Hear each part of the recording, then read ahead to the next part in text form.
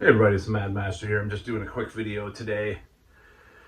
And this is kind of just something I've been thinking about for a while. There's going to be some future videos regarding this subject, by the way. And it's something that really bothers me when people are fans of metal and they diss these two artists slash bands. And the reason I will get into, but it's Manowar and Yngwie. It just bear with me here. So I constantly see people bash Yngwie and they bash Manowar, and then it's like, oh, what do you like? I like Encifrum and Moon Sorrow, and I even like that old Bathory. It's like, where do you think Manowar got their sound? Where do you think those other bands listen to? They listen to, Bathory or, Manowar. I'm talking about like Viking metal, of course, like the Viking metal, epic metal thing. If you don't like to listen to the first four, especially Manowar albums, and or if you're like call yourself epic metal or whatever, I know there was Heavy Load and there was other bands. If you call yourself epic metal and have that like 6/8 beat or whatever, and you hate Manowar, you're a poser. Period. So I want to talk about that because, like, if you listen to power metal, period, if you don't like Halloween, at least, or Manowar, happen to be two of my favorites, of course, but I'm just saying, like, that's just ridiculous. Like, what? At least acknowledge their influence on the stuff. But people are just reaction, oh, the loincloth, the loincloth. Are you that threatened by your own sexuality? Do you think that you're gonna be like called gay if you listen to Manowar because they wore loincloths and they had a little bit of grease on their muscles and some pictures? Are you really that scared of your own, thing? If you're really like secure with your sexuality, you would be like, yeah, I don't like it, but it's Manowar, man. By the way, Sign of the Hammer. So that's what I got to say about Manowar. It's the PDF file band. It's like, okay, well, yeah, Carl Logan was accused of that from stuff that was on his computer after they definitely jumped the shark.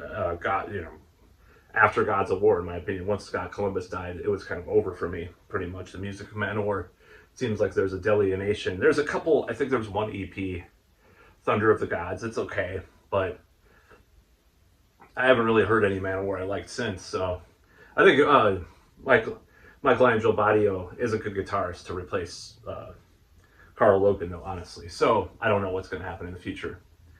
Anyways, I've already talked about Manowar a lot. I was just wanted to say that because, like, if you, I'm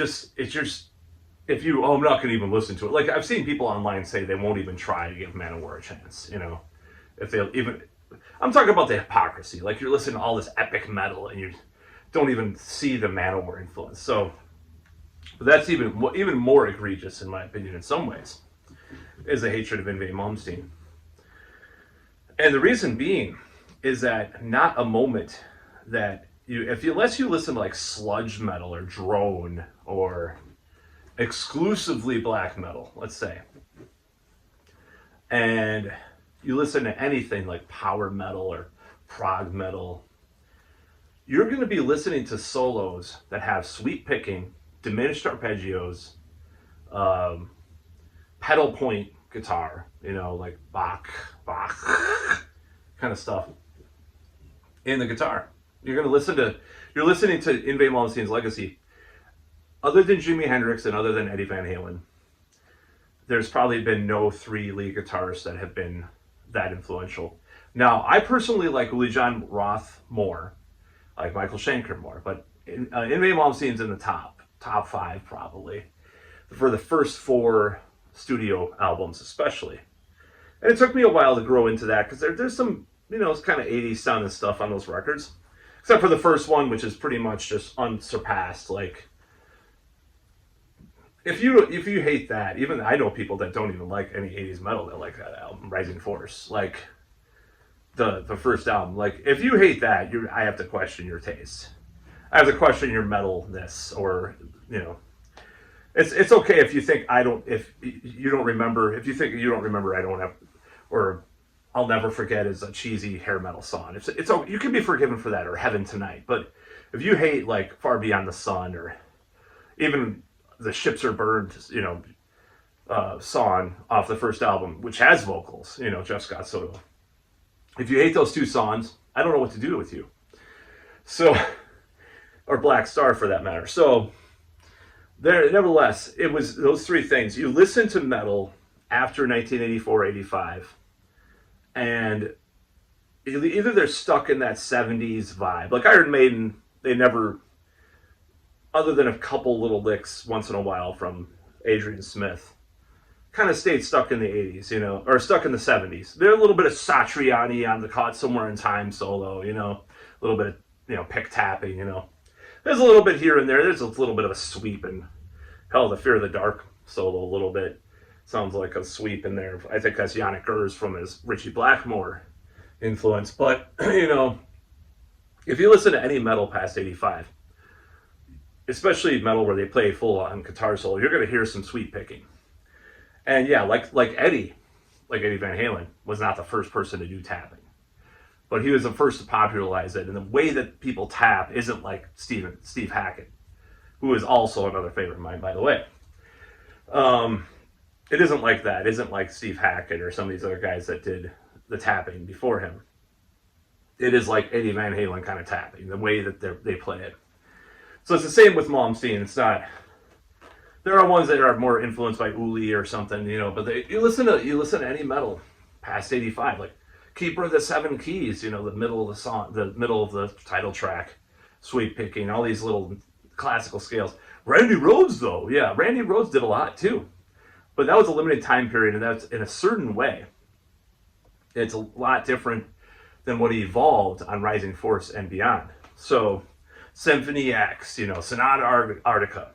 All that stuff. If you listen to that and hate Malmsteen, you're a dullard. Okay, you're a poser, dullard beyond anything. Like, if you listen to power metal, you could be like a new wave of traditional heavy metal elitist that they like that, and then they like old school death metal without they'll listen to like Malevolent Creation or Incantation, but no like wanky the G word solos, man. If you're like that, that's one thing. But if you like listen to actual neoclassical metal, you don't like Yngwie Malmsteen, you're just totally clueless and like not self-aware. So like just the people that they make these comments online, you read these comments, you're like, are you serious? It's one thing if you hate metal in general or you hate neoclassical metal, but like, are you, like I said, I make exceptions. If you don't like that style of metal or you don't like that style of music, it's one thing. But if you listen to something that totally contradicts what you say you hate, and you haven't even given it a chance, then you're an idiot to me. And that happens a lot, So I see these people bashing Malmsteen. It's like, dude, have you? And maybe they're not guitarists. A lot of them. Maybe they don't understand. Oh, this Kai Hansen lick or this. Like a Sabaton lick or whatever. Oh, this Malmsteen did that first, or whoever. I'm not saying Sabaton, but just any new band, any newer trad metal, even death metal, melodic death metal, Archspire. Like, where would they be without Yngwie Malmsteen? Just listen to that stuff. It's like it's a different, it's a different evolution of what he started. A lot of it, and a little bit of jazz fusion thrown in too. Obviously, death metal and technical metal, like Watchtower or something, but you have that basis of that shredding that came from Malmsteen, the way that he plays. And yes, Uli did it early as Scorpions in Trance to some extent, and even more on Virgin Killer and Taken by Force. I love Fly to the Rainbow too, by the way. But and Earthquake too. His first solo album was great. Firewind's great. So you have some of that, but like, when you heard Rising Force, it's like, whoa, it's like, it takes those steps of Richie Blackmore made, Willie John Roth, Brian May, Randy Rhoads, Steve Hackett, even Steve Howe, guys like that. It takes some of those building blocks and just rams it in your face and it pushes it into the future. So There was nothing like it. This is like the first Van Halen album. People worship that. All the glam bands, all the hair metal bands. Even through the '90s, you would hear these like car commercials that had some like silly Van Halen style guitar in it or something. Like maybe not like by the late '90s. It was kind of because of alternative. Oh, it's great. But you'd hear all this stuff. You can't hear power metal, full on power metal, usually without a little bit of Yngwie Malmsteen, you know. And hey, I get it. Like Blind Guardian is actually less influenced by that. They're more influenced by some of the '70s guys, you know, as far as leads go. But like, you listen to anybody, you know. I mean, Alex Skolnick of Testament. You just listen to all these people, and you hear Yngwie in there. So I don't understand the bashing of Malmsteen, and I don't understand the bashing of Manowar either. It's like, yes, the people in these bands or these individuals can be big jerks. Of course. They're full of themselves. They jumped the shark a long time ago. Their new albums suck. They have bad production. They can't get along with anybody, like in the case of Malmsteen. It's like, I'll record everything myself. It's like, you're worse than Glenn Danzig, because Danzig at least had someone pounding some drums behind him. I think he programmed, so I don't even remember what Malmsteen did with his last one. I try to get people involved in my music unless it's a necessity, which a lot of the times it is, because people don't give a shit about playing with me a lot of the time. So I'm just like, they don't want to, you know, just, I try to look for people, and they don't give a shit in this like indie rock town. So I have to look on Fiverr for musicians or whatever. But it's like, if you're a Malmsteen, you can get anybody. You're a Malmsteen, you can get all these singers. You have Ripper Owens at one point. You have Jeff Scott. So I decided to sing myself. And like, but that's not it. You not only decided to do that, but you decided to do a lot worse, like record everything yourself and produce everything yourself. It's like really dumb. So yeah, these guys jumped the shark, but just because an artist jumps the shark doesn't mean their old stuff sucks. It's like I've known people that say, Metallica sucks, man. It's like, the first 4 albums, really? They suck? Have you heard them? Some people haven't. Some people haven't heard the classic material of some of these groups and some of these artists. And they just base everything on the their present moment people, you know? It's like, yeah, I don't listen to all these new albums by Metallica. Hardwired was okay, you know, but, you know, Megadeth, you know?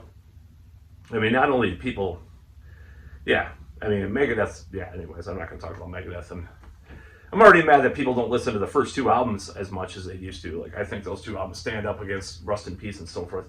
But anyways, that's about all.